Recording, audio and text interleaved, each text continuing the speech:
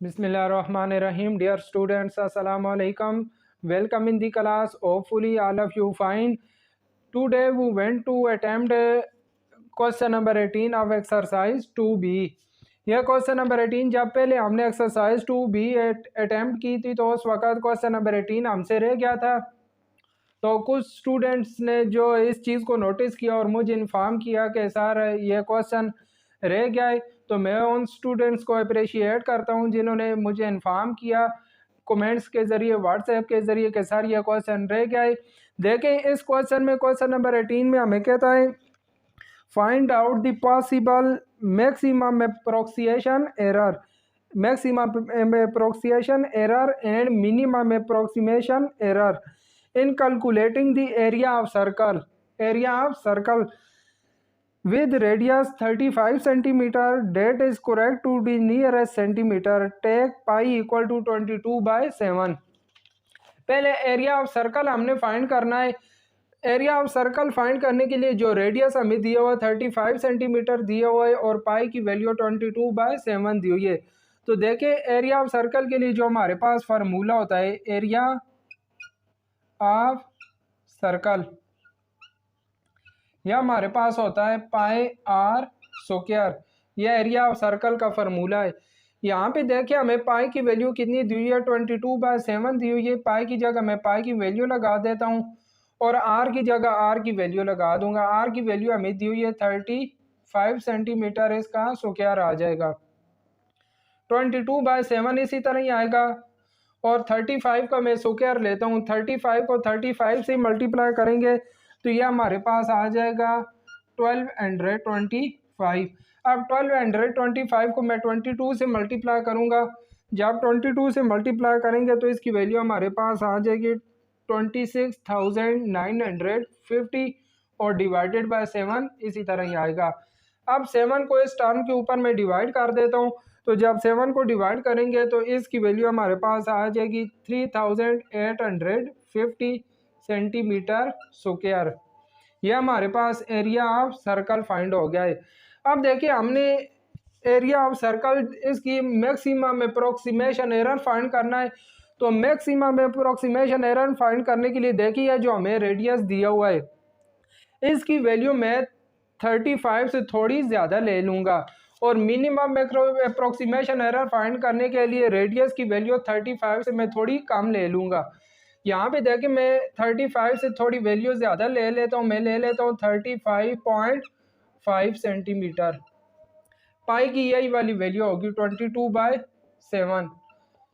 Minimum approximation error find करने के लिए मैं 35 से थोड़ी लेस वैल्यू ले लेता हूँ। मैं आर की वैल्यू ले लेता हूँ 34.5 सेंटीमीटर और पाई की यही वैल्यू होगी 22/7।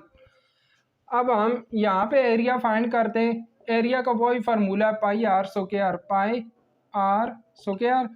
पाई की मैं वैल्यू पुट कर देता हूँ, पाई की वैल्यू 22/7 है।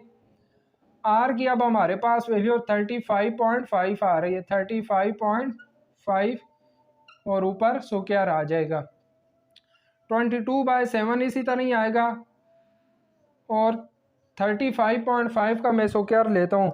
तो जब 35.5 का मैंने स्क्वायर लिया तो ये हमारे पास 1260.25 आ जाता है। ये आप कैलकुलेटर की मदद से इसका स्क्वायर ले लेंगे। अब मैं क्या करता हूँ, इस टर्म को 22 से मल्टीप्लाई करता हूँ। जब 22 से मल्टीप्लाई करेंगे तो ये हमारे पास आ जाएगा 27725.5 और डिवाइडेड बाय 7 इसी तरह ही आएगा। जब इस टर्म पे हम 7 को डिवाइड करेंगे तो यहाँ पे जो ए की वैल्यू वो हमारे पास आ जाएगी 3960.78। अब जो हमने मैक्सिमम अप्रोक्सीमेशन एरर फाइंड करना है, maximum approximation error, maximum approximation error find करने के लिए मैं क्या करूँगा, ये जो हमारे पास 3960.78 आ रहा है, 3960.78, इसमें से मैं इस वैल्यू को माइनस कर दूंगा 3850। तो जब इसको माइनस करेंगे तो इसका हमारे पास आ जाएगा आंसर 110.78। ये देखिए 110.78 आ रहा है। और मैंने आपको बताया था कि जब पॉइंट के बाद 5 से ग्रेटर नंबर आ रहा हो तो हम इसमें एक ऐड कर लेते। तो ये हमारे पास हो जाएगा 111 सेंटीमीटर स्क्वायर। ये 111 हमारे पास मैक्सिमम अप्रोक्सीमेशन एरर आ गया है। अब यहाँ पे हम मिनिमम अप्रोक्सीमेशन एरर फाइंड करते हैं।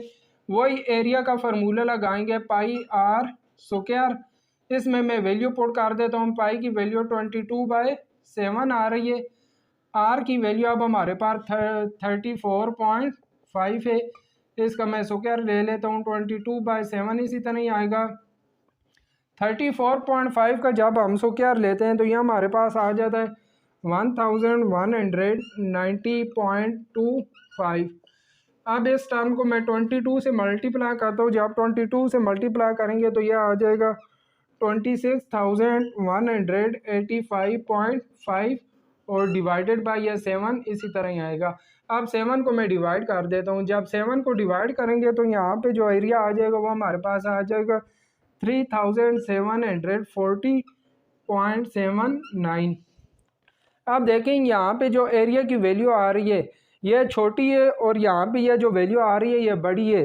तो ग्रेटर वैल्यू में से इस लेस वैल्यू को मैं माइनस कर दूंगा। तो हमारे पास मिनिमम अप्रोक्सीमेशन एरर आ जाएगा। मिनिमम अप्रोक्सीमेशन एरर ये हमारे पास आ जाएगा 3850 माइनस 3740.79। तो देखिए जब इस वैल्यू में से इस वैल्यू को हम माइनस करेंगे तो इसकी वैल्यू हमारे पास आ जाएगी 109.22। अब देखिए ये हमारे पास 25 से लेस है। तो जब हम इसको राउंड ऑफ करेंगे तो ये हमारे पास 109 सेंटीमीटर स्क्वायर आ जाएगा। तो मिनिमम अप्रोक्सीमेशन एरर हमारे पास 109 सेंटीमीटर स्क्वायर आ गया है। पहले देखें हमने क्या किया। आर की वैल्यू 35 लेके एरिया फाइंड किया। फिर आर की वैल्यू 35.5 लेके हमने एरिया फाइंड किया। यह वैल्यू ग्रेटर आ रही थी, इसमें से मैंने इसको माइनस कर दिया तो हमारे पास मिनिमम अप्रोक्सीमेशन एरर 111 आ गया। फिर मैंने आर की वैल्यू 34.5 लेके एरिया फाइंड किया। यह वैल्यू लेस आ रही थी, इससे मैंने 3850 में से इस वैल्यू को माइनस कर दिया। तो मिनिमम अप्रोक्सीमेशन एरर हमारे पास 109 सेंटीमीटर स्क्वायर आ गया।